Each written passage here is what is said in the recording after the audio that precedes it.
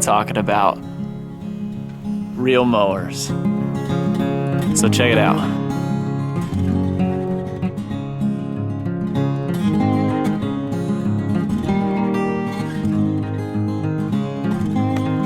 Alright guys, so hey, one of the things that I get asked most when it comes to questions down in the comments, emails that I get, stuff like that, is what reel mower should I get?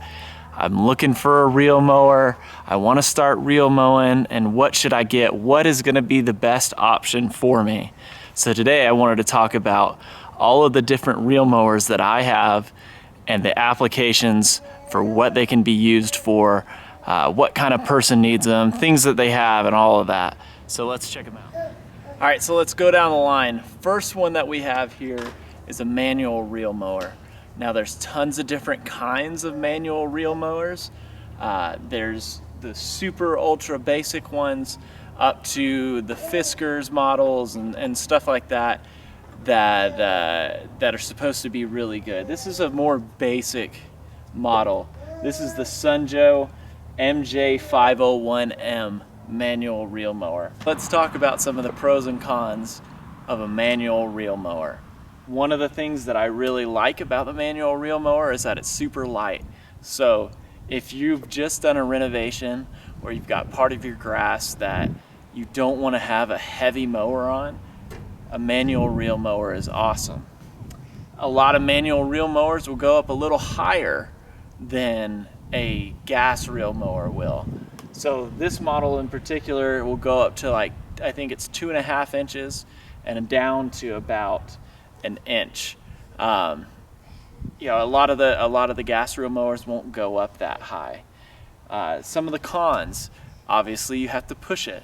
There's no gas involved, so there's no self-propel, there's no nothing like that. It doesn't go as low and won't give you as precise of a cut. So, you know, if you're looking for a real super tight, you know, mowed at 1/2 inch, you know, at least this model probably isn't the best option for you. I haven't used too many other push reel mowers, so I may be wrong. You may be able to do it, but as far as what I've seen in the past, manual reel mowers aren't ultra precision. Another con for the manual reel mower is you're not going to get it to stripe unless you're Striper Man. Go check out Striper Man on YouTube, link in the description below. Unless you're Striper Man and you put a striper or striping kit on the back of your manual reel mower, and then you can get a stripe out of it. Another one of the things that I really like when it comes to the manual reel mower is the ease of changing the height of cut. On this, there's literally 2 little levers, one here and one there. You move it, it takes like 2 seconds, super easy. All right, so then the last thing obviously is cost. So the cost of this machine here is super cheap. If you're wanting to get into reel mowing and you've got a really small budget and you're not ready to commit to spending the money to buy one of these machines back here, for $89, you can get this shipped to your door from Amazon. So not a bad deal at all. You can find them also on Facebook Marketplace or your local classifieds. Super cheap. I see them on there all the time for 40, 50, 60 bucks all day long. But yeah, so that's the manual reel mower. Okay, so the next one that we have in our line, moving on up, is going to be the plug-in electric. Now, this mower in particular I did a review of already, along with the manual reel mower I've done reviews of. This mower, Sunjo calls it a reel mower, but it's not a reel mower in the traditional sense. So if you flip this up and look down at the bottom, it has 24 individual blades that go across a bed knife and cut in the same kind of a motion that a reel mower does.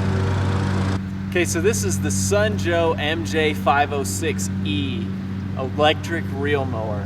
Now I already did a review on this, so I'm not going to stay too long on this particular model, But pros and cons for something like this, obviously it's plug-in, it doesn't need gas, super light again, just like that, so it's a good option for a newly seeded lawn or renovation or something like that.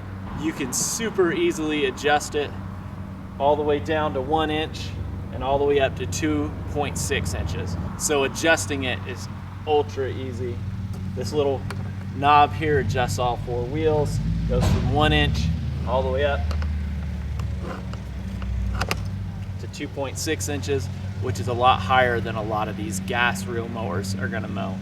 So if you're looking to get into reel mowing, you have a really small yard and you don't know where to start and you're afraid to pull the trigger on something more expensive, this is a good option. How much does it cost?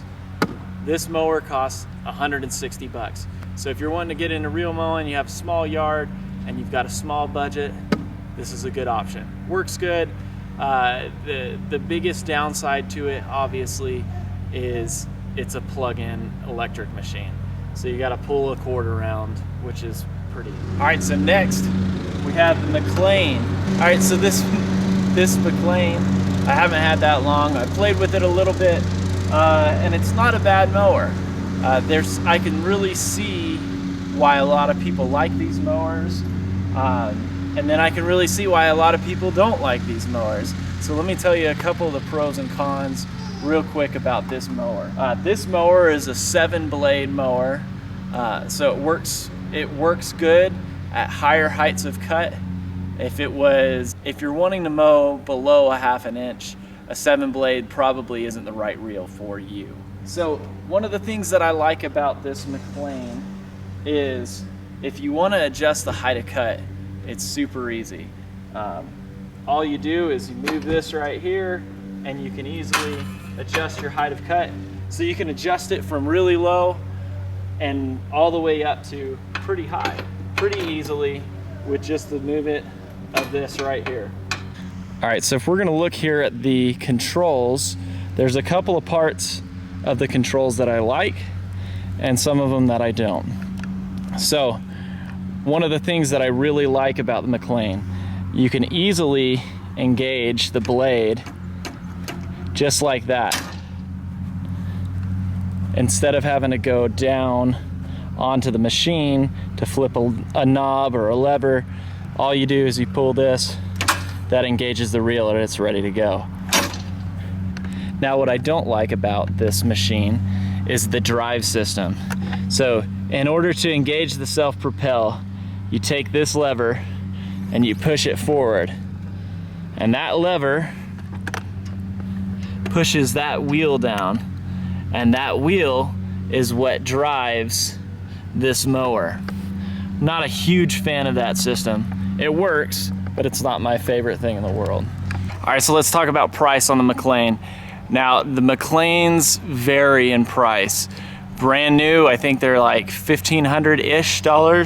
Don't quote me on that, but you can find them brand new for $1,700 bucks, I think I've seen online. But you can find them on the used market. I've seen them as low as 50 bucks, all the way up to, I see people trying to charge $1,000 for them.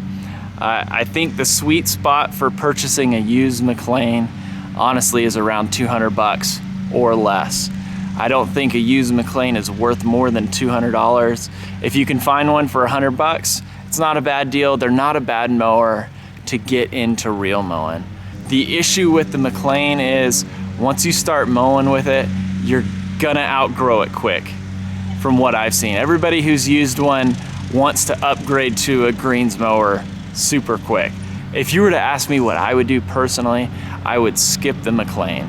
So the McLane falls in the same category as the True Cuts, the California Trimmers, all of those homeowner type models of gas-powered reel mowers all kind of fall in the same category. So I get asked about McLanes and True Cuts and Cal Trimmers all the time, and if you can find them super cheap, I think it's worth it. However, you can find deals on greens mowers. Yeah, all of the greens mowers that I have, I've gotten for less than $1,000. So if you have a super small budget and you can find a McLane for $100, it's not a bad deal. Go ahead and go for it. It's gonna get you a reel mower and it's gonna get you reel mowing. So I think it's a good start. All right, so let's talk about the big three. We have the Toro Greensmaster 1600. It's a 26-inch, 8-blade, professional greens mower. I don't have enough good things to say about it. It's a great mower. Moving on, we have right here the Jacobsen Greens King 522. It's a 22-inch, 11-blade greens mower. So far, it's a decent mower. I haven't had it long, but it does what it's supposed to. And then last but not least is the John Deere 180B professional greens mower. So let's talk about these mowers now. Let's compare the options that each of them have, and then I'll tell you my thoughts about each of these greens mowers. Okay, so we got the John Deere 180B model. Like I said, this is a 18-inch, 11-blade. All right, so I got this mower from the Weeks Machinery auction out of Georgia. Picked it up super cheap, paid like 110 bucks plus shipping to get it to me. So let's look at this mower closely. So this mower is very similar in design to the Toro models. It has very similar adjustments for the height of cut here and here. It has very similar adjustments for changing the clearance between the reel and bed knife. You adjust this and this to adjust the clearances here. Yeah, this mower works great. The John Deere is just a great mower. I haven't had really any issues with it. So the John Deere comes with a Honda engine. I didn't prep it or winterize it last year. I just stuck it in the garage. And this year when spring came around, I fired right up, first pull, no issues. It's been a fantastic mower. And if you can find a John Deere, I think you're gonna be super happy with it. So let's talk about the Toro here. This, like I said, is a Toro Greensmaster 1600. It's a 26-inch cut. This particular one has an 8-blade reel on it. Comes with a Kawasaki engine on this model. I think there's a Subaru engine that was on some of the earlier models, but it's got the Kawasaki engine. So I've had this mower for about a season now, and it consistently fires right up first pull. It mows fantastic. I mowed this lawn with it just a minute ago. The quality of cut on this 8-blade at 1/2 inch, which is what I'm cutting right now, is just phenomenal. The nice thing about this over the John Deere is these transport posts, you can take them off pretty easily. If you put a wrench down in here and then a wrench here, they come off fairly easily. The height of cut adjustments and the reel to bed knife adjustments on the Toro are almost identical to how you do it on the John Deere. The reel to bed knife adjustment on the Toro is actually a little bit easier. Literally all you have to do is move this. You either turn it to the right to tighten the clearances or turn it to the left. So there's one here, there's one there. Super easy. Like I said, not too much I can say about that other than it's a great mower. Now this mower is a little bit more expensive. I'm into this mower about 800 bucks, but it's been a fantastic mower, and I think for $800, if it's in the budget for you, the Toro Greensmaster 1600 is awesome. They also have smaller options. They've got an 18-inch and a 21-inch as well. The 21-inch I had before was a Toro Greensmaster 1000. Also a great mower. I haven't messed around with the 18-inch, but I've heard great things about them. You know, really you can't go wrong with a Toro, in my opinion. The last one we have here is the newest mower to me, and it's the Jacobsen Greens King 522. It is a 22-inch mower.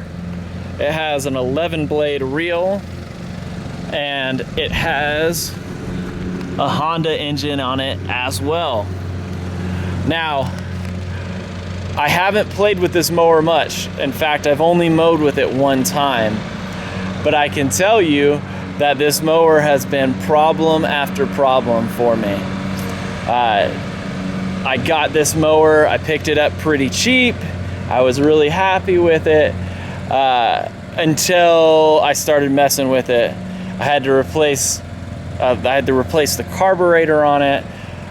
Then once I got it running good, I was like, all right, hey, this mower is awesome. Went out to go play with it. Come to find out that the bracket to adjust the reel to bed knife clearances was cracked. So it wouldn't hold the clearance on the reel to bed knife.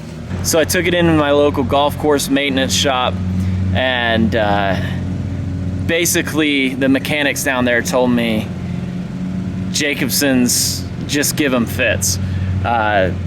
They said that a lot of these Jacobsens, they've just had problem after problem with. He said when they're running, they run good, but when they don't, they don't.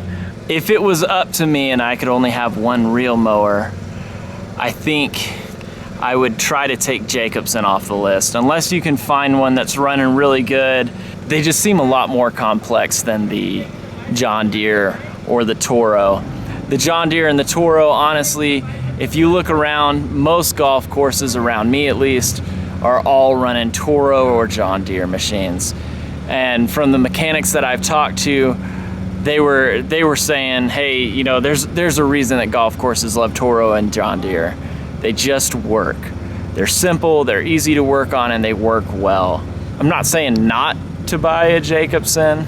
I'm just saying if you can find a Toro or a John Deere, that I would probably go with that. Hopefully that answers any questions that you guys have.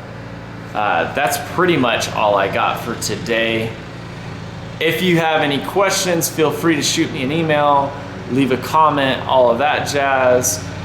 Make sure you hit the thumbs up button if you like this video. So make sure to slap like on this video and subscribe. I appreciate you guys watching, and I will see you next time. Bye.